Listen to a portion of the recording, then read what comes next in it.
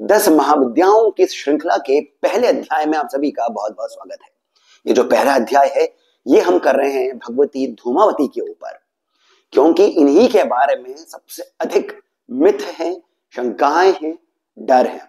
आशा है कि इस वीडियो में आपको भगवती धूमावती का जो रहस्य है, इसके माध्यम से इनके प्रति जो शंका है, इनका जो विकराल रूप है, इनके बारे में जो डर आपको जो सुनने को मिलता है, उसका निवारण होगा। शास्त्रों में आता है कि हम सभी के भीतर एक जीव रूप है और एक ईश्वर रूप है। ये जो पाप पुण्य, भला बुरा, सुंदर कुरूप, शुभ अशुभ, ये जो भेद है, ये जीव रूप या फिर जीव भाव के कारण होता है। परंतु जो ये ईश्वर रूप है, इसमें कोई भेद नहीं होता है।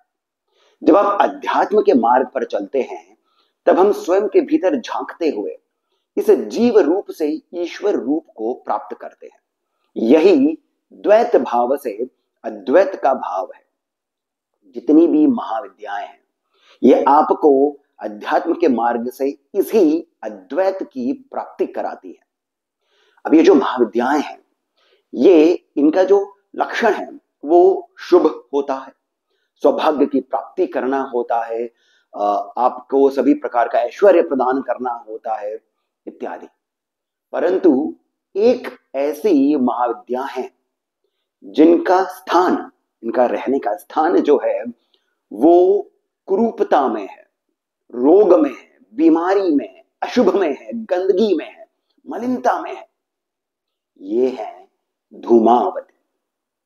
अब इनका जो रूप है वो बहुत ही विकराल है, बहुत ही डरावना सा है। परंतु वही रूप तो काली का भी आता है। परंतु जब हम एक प्रचलित जब हम रूप देखते हैं तो काली के बारे में यह आता है कि काली भले ही बहुत ही प्रचंड रूप रखती हैं, परंतु जब आप इन्हें मात्र रूप में पूजते हैं, तब ये आपकी रक्षा करती हैं, तब ये बहुत ही सौम्य रूपा भी हो जाती है। परंतु ऐसा ये प्रचलन देवी धूमावती के बारे में नहीं आता है। बहुत सारी शंकाएं आती हैं साधकों में कि धूमावती जो है ये तो बहुत ही घोर विद्या है, ये प्रचंडा है, यदि रुष्ट हो जाती हैं तो फिर ये साधक का ही अहित कर देती है। आज इस वीडियो में हम भगवती धूमावती के बारे में कुछ रहस्य जानेंगे, जिससे कि आपके मन की शंकाएं भी दूर होंगी और आप अपना अध्यात्म का जो मार्ग है उसकी ओर बहुत ही शीघ्रता के साथ में अग्रसर हो सकेंगे। क्योंकि ऐसा कहा जाता है कि जितनी भी महाविद्याएं हैं उनमें सबसे प्रचंड जो है वो धूमावती ही है। और चूंकि ये प्रचंड है, ये आपको अध्यात्म के मार्ग पर, उस अद्वैत के मार्ग पर बहुत शीघ्रता के साथ में पहुंचा देती है।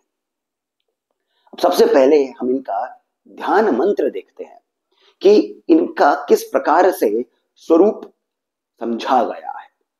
विवरणा चंचला रुष्टा दीर्घा च मनिलांबरा, विवर्ण कुंतला रुक्षा विधवा विरल ध्वजा, काक ध्वज रथारूढ़ा विलंबित पयोधरा, सूर्य हस्ताति रुक्षाक्षी धृत हस्ता विरान्विता, प्रवृद्ध घोणा तु भृशम कुटिला कुटिलेक्षणा, श्वित पिपासा धृता नित्यम भयदा कलह प्रिया।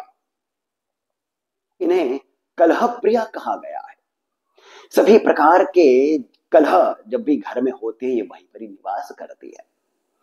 इनका रूप बड़ा ही भयंकर सा है। दांत इनके लंबे हैं, टूटे हुए हैं, दांतों में गैप है, कौवे जो हैं इनके आसपास मंडराते रहते हैं।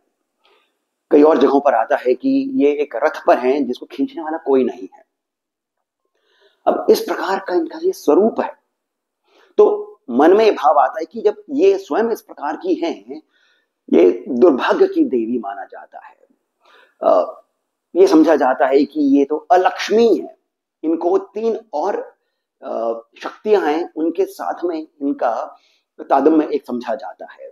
एक नृत्य है, ये तो वेदों में भी बताई गई है ये शक्ति, निऋति, एक आती है अलक्ष्मी, ये पुराणों में भी आती है, और एक है ज्येष्ठा, ये ज्येष्ठ नक्षत्र से इनका स्वरूप समझा जाता है। ये तीनों जो शक्तियां हैं, ये तीनों ही अशुभ लेकर के आती है। अब यहां पर धूमावती जो है, यदि ये इतनी विकराल हैं, ये इस प्रकार से हैं, तो इनको पूजे क्यों? किस प्रकार से महाविद्या है, ये किस प्रकार से हमें सौभाग्य प्रदान कर सकती है? तो यहीं पर ही हम त्रिरुद्रम, उसका जो तीसरा अनुवाक है, उसको थोड़ा सा देखते हैं। श्री रुद्रम के तीसरे अनुवाक में रुद्र को कहा गया है स्तेनानाम पतये। स्तेन का अर्थ हो गया है चोर। फिर इन्हें कहा गया है तस्कराणाम पतये। तस्कर अर्थात लुटेरे। वंचते परिवंचते। वंचते का अर्थ हो गया है धोखेबाज, चीटर। परिवंचते, जो सभी को चीट करता है, जो सभी को धोखा देता है। इन सभी के, चोर, लुटेरे, धोखा देने वाले, इन सभी के जो आराध्य हैं वो रुद्र ही हैं। अब श्री रुद्रम में इस प्रकार से रुद्र को बताया गया है। अब प्रश्न यहां पर यह आता है कि यदि रुद्र को इस प्रकार से बताया गया है, धूमावती को इस प्रकार से बताया गया है, शिव को, शक्ति को इस प्रकार का बताया गया है, तो ये कल्पना करने के पीछे औचित्य क्या है? यहां पर ही इनका रहस्य आता है। यदि हम शिव को ओमनी प्रेजेंट कहते हैं, यदि हम शक्ति को ओमनी प्रेजेंट कहते हैं, संस्कृत में ओमनी प्रेजेंट का अर्थ हो गया है सर्वात्मक, शक्ति के लिए सर्वात्मिका। यदि ये केवल शुभ में ही वास करती है, यदि ये केवल सुंदर में ही वास करती है, यदि ये केवल उन जगहों पर, उन व्यक्तियों में वास करती हैं जो केवल पुण्य करते हैं, तो फिर ये सर्वात्मक, सर्वात्मिका कैसे हुए? यही इनका सबसे बड़ा रहस्य है। यदि शक्ति सर्वात्मिका है, तो फिर शुभ के साथ इन्हें अशुभ में भी तो वास करना चाहिए। यदि रुद्र सभी में है, एक एक अणु में है, तो फिर ये सुंदर में भी है और क्रूप में भी है। और यहीं पर ही अध्यात्म का अद्वैत भाव आ जाता है। और धूमावती जो है, इनका तो स्वरूप ही अशुभ है। एक फूल खिल रहा है, कितना सुंदर है, परंतु एक फूल मुरझा गया है। हमारे घर में जब फूल आ जाते हैं, कोई हमें फूल दे देता है, कुछ दिनों बाद जब वो सड़ जाता है, हम उसे फेंक देते हैं।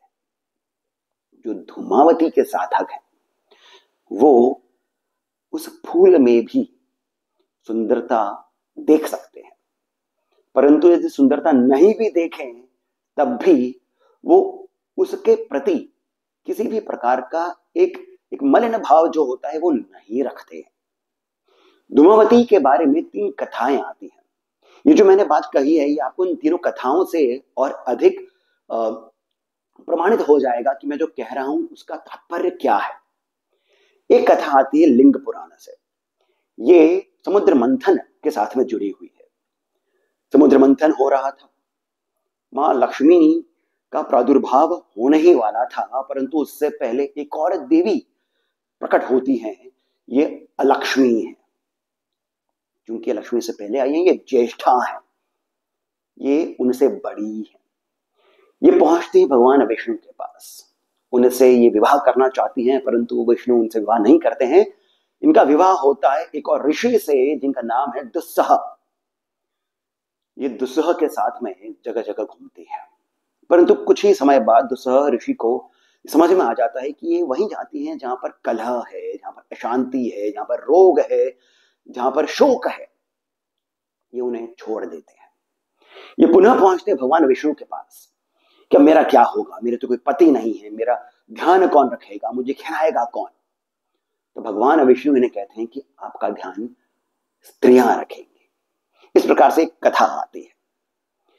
दूसरी जो कथा है वो आती है प्रणतोषिणी शास्त्र में, प्रणतोषिणी तंत्र में आती है। ये बहुत ही एक वियर्ड सी कथा है, बहुत ही एक ऐसी कथा है जिसे सुन करके समझना थोड़ा सा मुश्किल हो जाता है। तो इस प्रणतोषिणी तंत्र में कथा ये आती है कि एक बार कैलाश पर्वत पर महादेव भगवती पार्वती के साथ में बैठे होते हैं, शिव ध्यान मग्न होते हैं। पार्वती उनसे कहती हैं कि मुझे भूख लगी है।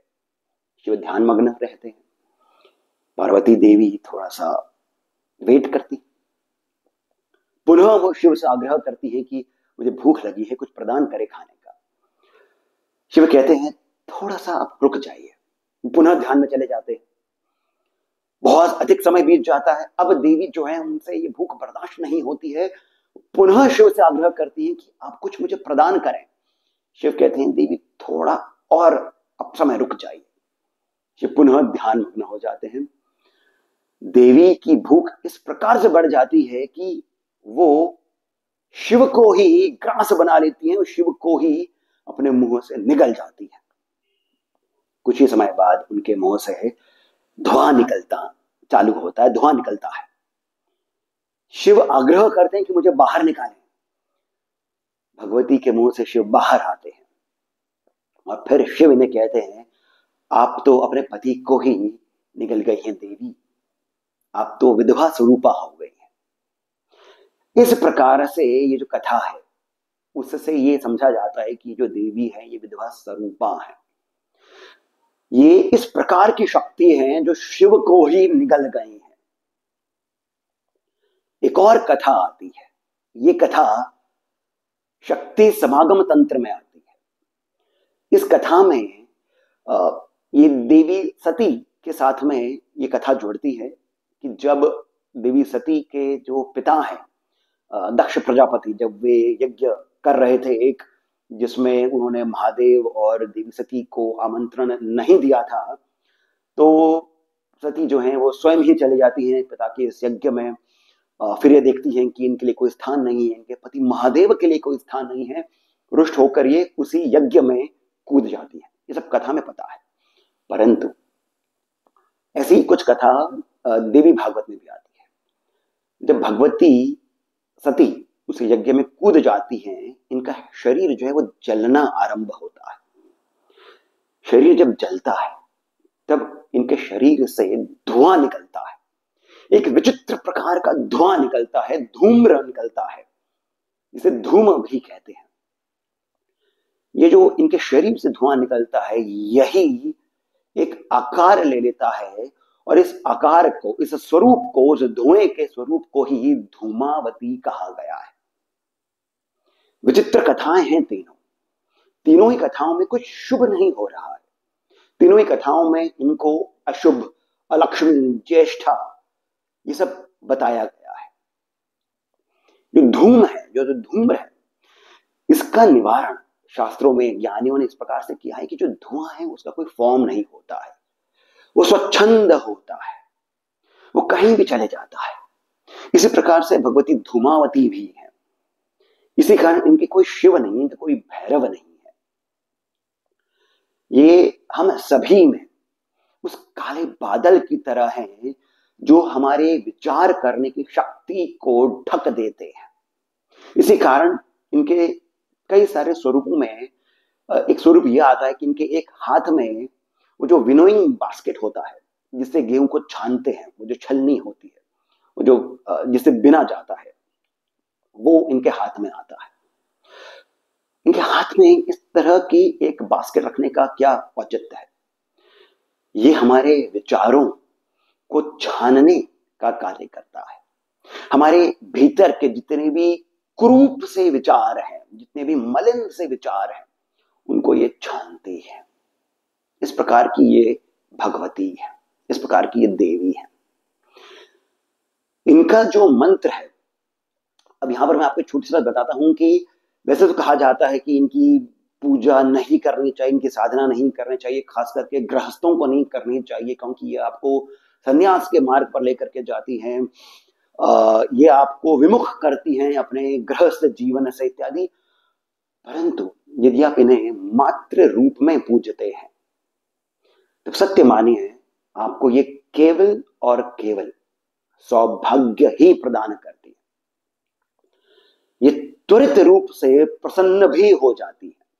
परंतु यदि आप इनकी शक्ति का प्रयोग उपयोग या मन में ये भाव लेकर के आते हैं कि किसी और का अनिष्ट करेंगी, तभी उससे पहले आपको चेक करेंगे, आपको ये पहले टटोलेंगे।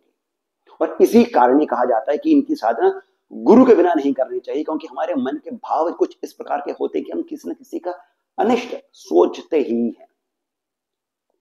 परंतु यदि आप स्वच्छ मन से, स्वच्छ भाव से भगवती को मात्र रूप मान करके इनकी कृपा प्राप्ति के लिए स्वयं के भीतर के जो आपके दुर्विचार हैं, मलिन विचार हैं, उनके निवारण के लिए, स्वयं का जो दुर्भाग्य है उसके निवारण के लिए, स्वयं की जो दरिद्रता है, विचारों की दरिद्रता है, सांसारिक जो दरिद्रता है, उसके निवारण के लिए यदि आप इन्हें पूजते हैं तो सत्य मानिए ये आपको त्वरित रूप से फल प्रदान करेंगी। इनकी कृपा ही बहुत अधिक शक्तिशाली होती है। इनका जो मंत्र है वो है धूम धूम धूमावती स्वाहा, धूम धूम धूमावती स्वाहा।